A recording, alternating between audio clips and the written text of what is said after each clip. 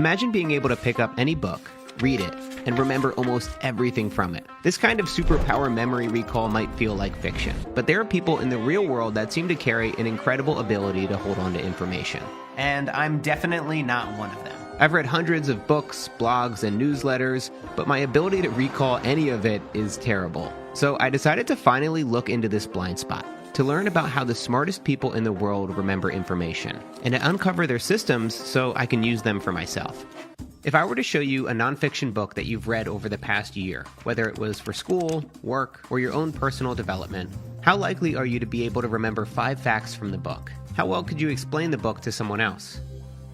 All right, let me give this a try for myself. Steal like an artist. Being creative means getting inspired by other people, and you should steal like an artist. It's really a book about... I just read this book, so this one's a little bit unfair. What else was it? What else was in this book? Great ideas are really simple and clear. I think that's all I got. I can't even remember one of the 48 laws. I just read it. I just read this book like a month ago.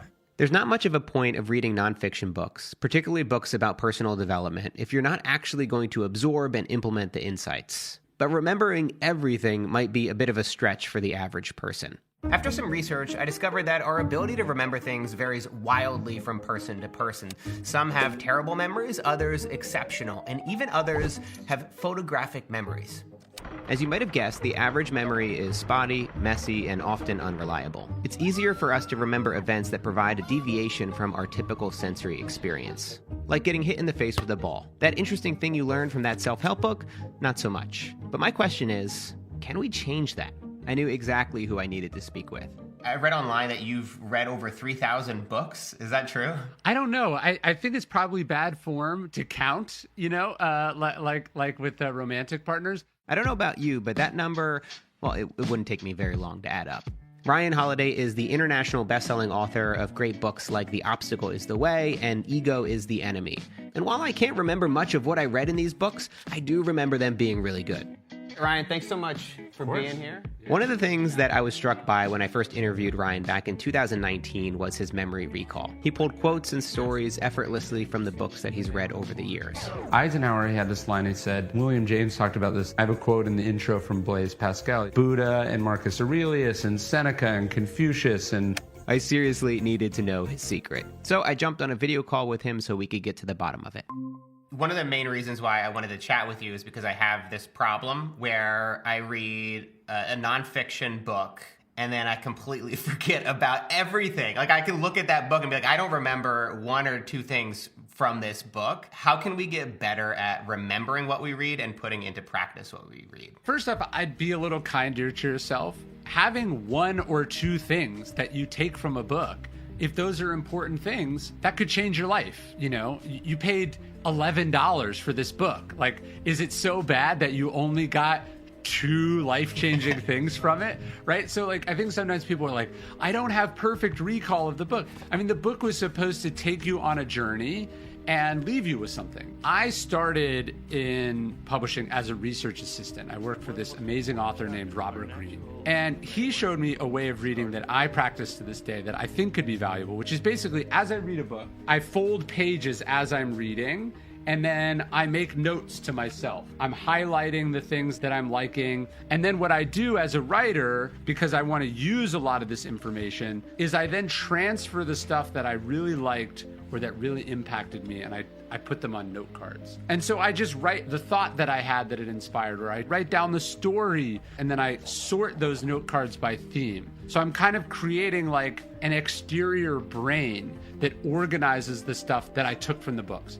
So I decided to put Ryan's system to the test and try it out for myself. And what better book to start with than Courage is Calling? That's Ryan's latest book, by the way. All right, so I've got my tools here, highlighter, pen, my Post-it bookmarks here, and a stack of note cards. And of course, my book. Let's see how this works. So when you really break down Ryan's system, there are 3 main parts.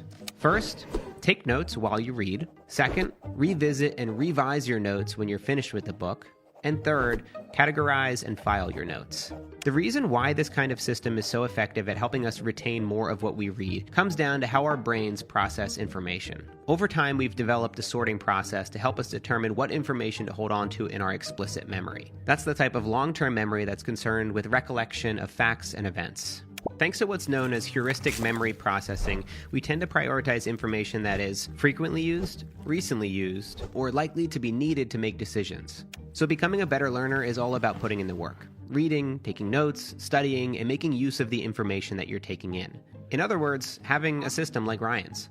And while Ryan said that he enjoys audiobooks and ebooks, he thinks that there's an advantage to going analog. I do tend to find that people who are like, oh, I listen to a lot of audiobooks or I read a lot of ebooks, the recall's not there. They're like, I do my highlights, but they just go somewhere on my computer. I think there is something about getting away from the screen, sitting down, and engaging deeply with the world in front of you. All right, so I have completely finished reading Courage is Calling, and I have taken extensive notes throughout. So I am a slow reader, and this process of taking thorough notes throughout the entire book definitely slowed me down even more, probably by 30 or 40%. But the idea is that hopefully this will make these memories and ideas just a little bit more sticky. Now I need to go through this entire book and take all of my notes, all of the best notes that I've taken, and put them down onto these note cards. So now that I've gotten 2/3 of the way into this note-taking experiment, it's become clear that this is a very slow and methodical process. If you're anything like me, this can make you feel a bit antsy. But what I continue to remind myself is that this isn't about becoming superhuman and devouring books in a day. It's about taking the time to digest the information, think critically about it, and to try to find ways to reuse and repurpose what I'm learning. And really, more importantly, to actually enjoy the process. Reading is a pleasurable activity. I enjoy doing it. And so you would never hear someone be like, dude, I have the fastest sex. You would not believe it, right? Or like, you should see how fast I can scarf down food at this fancy restaurant. I'm having a conversation with Ernest Hemingway or Marcus Aurelius or Doris Kearns Goodwin. These are like the best people in the world at what they do. I want to enjoy that. Like, I'm going to take my time doing it. So I have finished taking the best ideas, notes, stories, and quotes from this book and put them down onto about 20 to 30 note cards. And now is the point in the process where I need to go through and organize all this. One thing that I've realized from this process is that you don't remember things by accident, which means I need to systematize and organize all of these notes into different buckets, categories, and themes. It's probably too early to tell whether this system will improve my memory in the long run. I have a feeling I'm still going to be on the goldfish end of the memory scale. But I've learned something even more important over the past few weeks of following this system. You actually can't remember everything you want to. You just need to store it outside of your brain. Oh, and if you're wondering whether I'll keep this up myself, maybe, but I don't know if it'll look exactly like this. I don't know how many boxes of note cards I can have at my place and still keep my sanity. How many boxes of note cards do you have? Well, at least one for every single book that I've written, but I'm looking, I have 1, 2, 3, 4, 5, 6, I have 7 in my office right now. My system is an amalgamation combination of Robert Greene's, and yours can be your own spin on mine. Whether you decide to follow an analog system like Ryan's or go digital, the important thing is to just get started. You're better off starting imperfectly than being paralyzed by the hope or the delusion of perfection. My system has evolved over the years. It will continue to evolve. Maybe there's some version in the future where it does become digital. But right now, this is what works for me. And the main thing is that I'm doing it always, and I'm getting better as I go.